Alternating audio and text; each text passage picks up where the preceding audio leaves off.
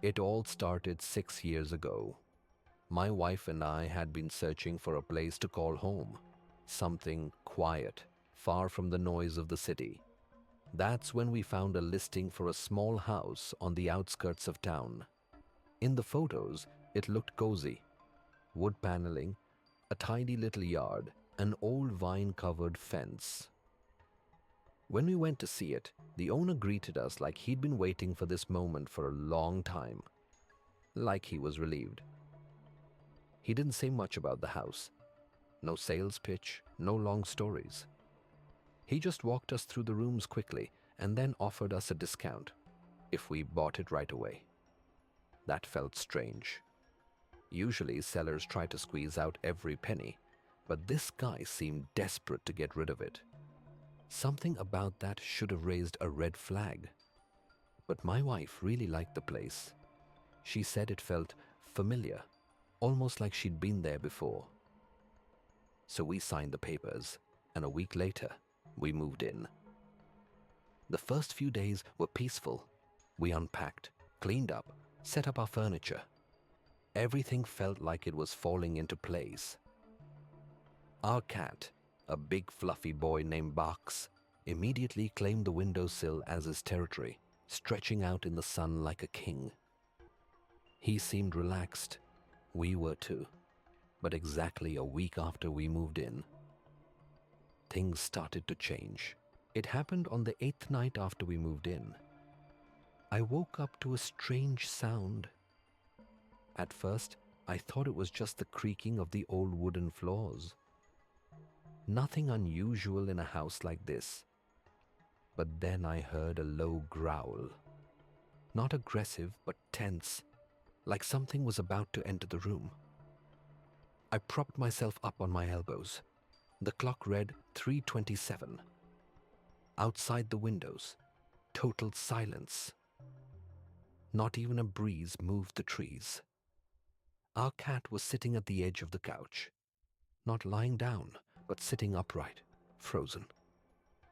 His fur was standing on end, his pupils narrow and sharp, ears flattened. He was staring at the wall, the very wall where we later hung a mirror. A deep, guttural growl came from his throat. I had never heard him make a sound like that before. It was as if he was protecting us from something invisible. Backs. I whispered, slowly reaching out my hand.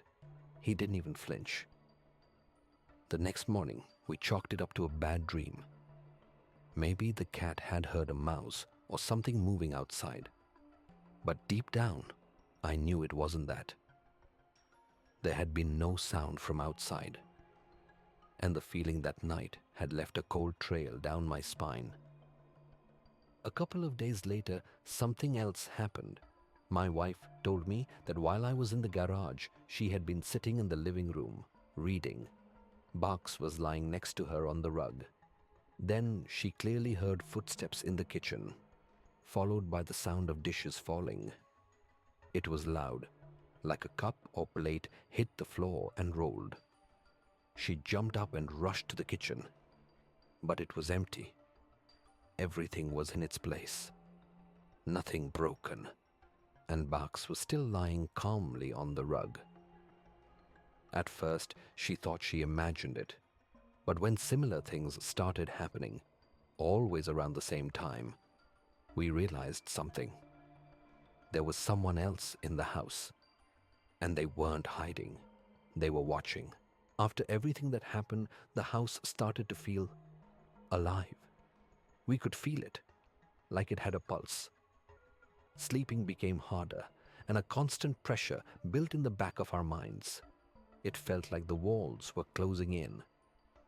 The silence between us grew louder, heavier, and then it happened again. At night, of course. The clock, 3:27, like clockwork. First came the faint creak, as if someone was slowly walking across the wooden floor. Then, a soft rustle. I was sitting on the edge of the bed, holding my breath, trying to figure out exactly where the sound was coming from. My wife slept beside me, completely unaware. I was about to get up when I heard it. A deep, heavy knock. Not loud, but unmistakable, as if someone struck the wall in the kitchen from the inside. The next morning, I tried to find a logical explanation. Old pipes, creaking wood, animals outside, anything. But no. The house next door was empty. The plumbing was ancient but simple. There were no drafts, no signs of damage. Nothing made sense. We started fighting. The tension between us grew unbearable. Even Bucks, our cat, had changed. He no longer purred. He no longer came to our bedroom. Instead, he sat in the hallway, always in the same spot, staring at the wall. The same wall he had growled at that first night. One evening, I caught a glimpse of something in the hallway mirror. I froze. Behind me, a woman. Pale, long dark hair, dressed in something old, like from another century. She stood still, her face blurred. I turned around. No one there. My heart pounded in my chest. I stood there for a long time, staring into the empty space where she had been.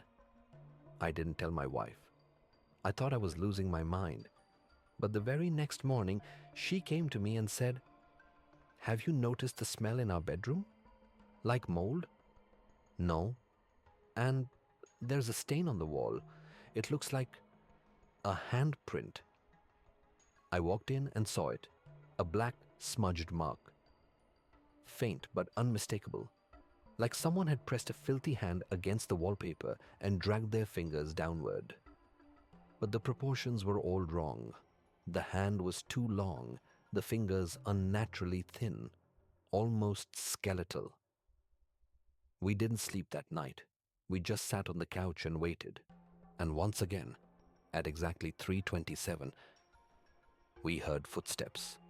But this time, they were already inside the house. We weren't sleeping anymore. Neither of us. It had been almost a month since we moved in, and our cozy little home had become a prison. We no longer felt like homeowners. We felt like hostages. There was something wrong with this place. Something ancient. Something watching. But what scared me the most wasn't the whispers at night, or even the time, 3:27, that haunted every event. It was the feeling that the house was hiding something. Something buried deep. One morning, I decided to check the floor plan again, and I noticed something strange. A discrepancy. The outside dimensions of the house didn't quite match what we experienced inside. There was space, missing, corners that didn't add up, walls that felt too thick, hallways too short. And then I remembered, during our initial walkthrough, there was a door on the far end of the hallway, one we never opened. It had been nailed shut.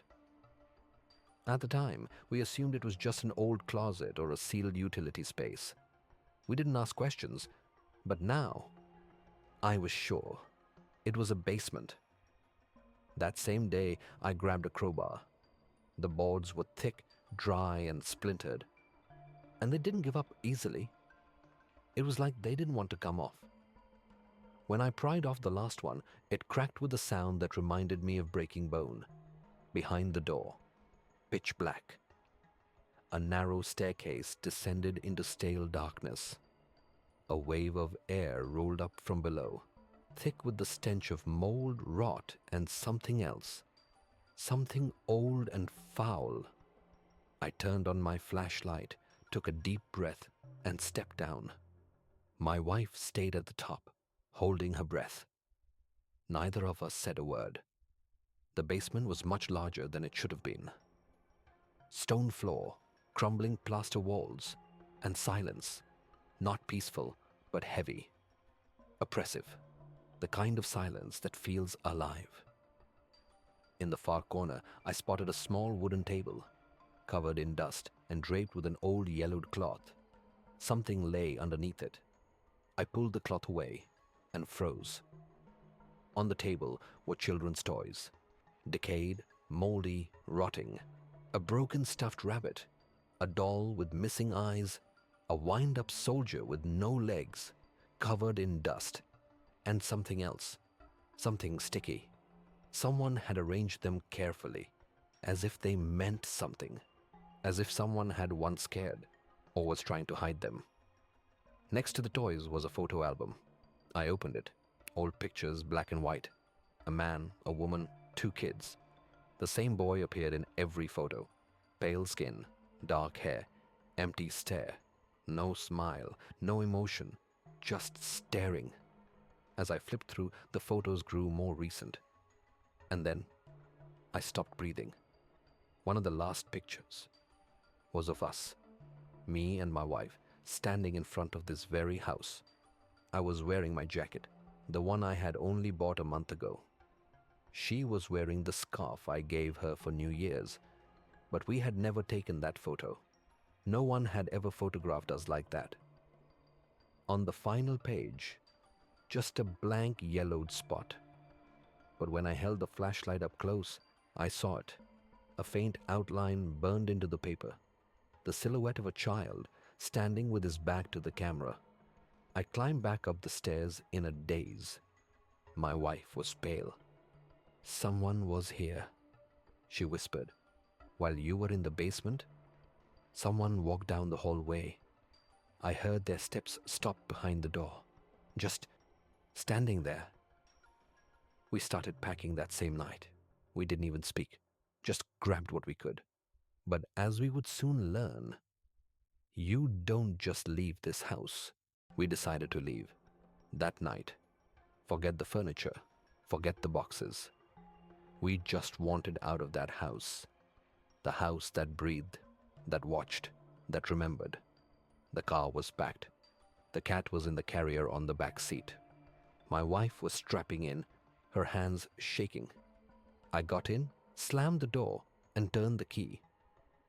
The clock on the dashboard blinked. 3:26. I turned the ignition. The engine sputtered and died. I tried again. Nothing. The headlights flickered once and went black. And then it happened. Everything around us disappeared. The houses across the street, gone. Streetlights, dead. The trees no longer moved. The wind had stopped. Time itself had paused. And the silence wasn't just silence. It was dead air. The clock changed. 3:27. Behind us, we heard the front door of the house slam shut.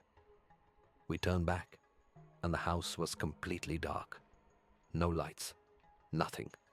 But in the second-floor window, our bedroom, something stood. A tall, faceless silhouette. Still, watching, like it had been waiting for this moment. My wife screamed. I bolted from the car, ran toward the house. I don't even know why. Panic? Denial? Hope? I kicked open the door and rushed inside, but the house was no longer our house. The walls were covered in black mold, the floor soaked through. The air was damp, cold, and heavy. Every photo frame was cracked, every corner crawling with shadow. Time hadn't passed here. It had rotted. Yet, all our things were still in place, exactly where we left them. I climbed the stairs. The flashlight in my hand barely worked now, the beam flickering. On the bedroom wall, right where the handprint had been, something new had appeared. My name, Alexander. Written in long, smeared black strokes, like it had been scrawled with fingers dipped in ink, or something worse. I stood frozen. Then came a whisper. Behind me, a child's voice. "Did they forget you too?" I spun around, and there he was, the boy from the photo album. Pale skin, black, empty eyes, that blank expression. He stood in the corner of the room, holding something in his hands. Our wedding photo. "Will you stay with me?" he asked, almost kindly. I don't remember falling. Just darkness. I woke up lying on the floor. Morning light spilled through the window. The air was still. Normal. Safe. but the car was gone, and so was my wife. I ran through the house, screaming her name. No answer. The only thing that greeted me was the cat, Barks, curled up near the wall. Dead, peaceful, eyes closed, as if he had simply gone to sleep and never woken up. I stumbled into the hallway. That's when I saw the mirror. Something had been scratched onto the glass from the inside. 327, always with you. I've tried everything, leaving, running, screaming, praying, walking, but no matter what I do, when the sun goes down, I wake up in the bedroom again, and the clock always says 327. Now I understand. This house, it was never for sale. It was simply being passed on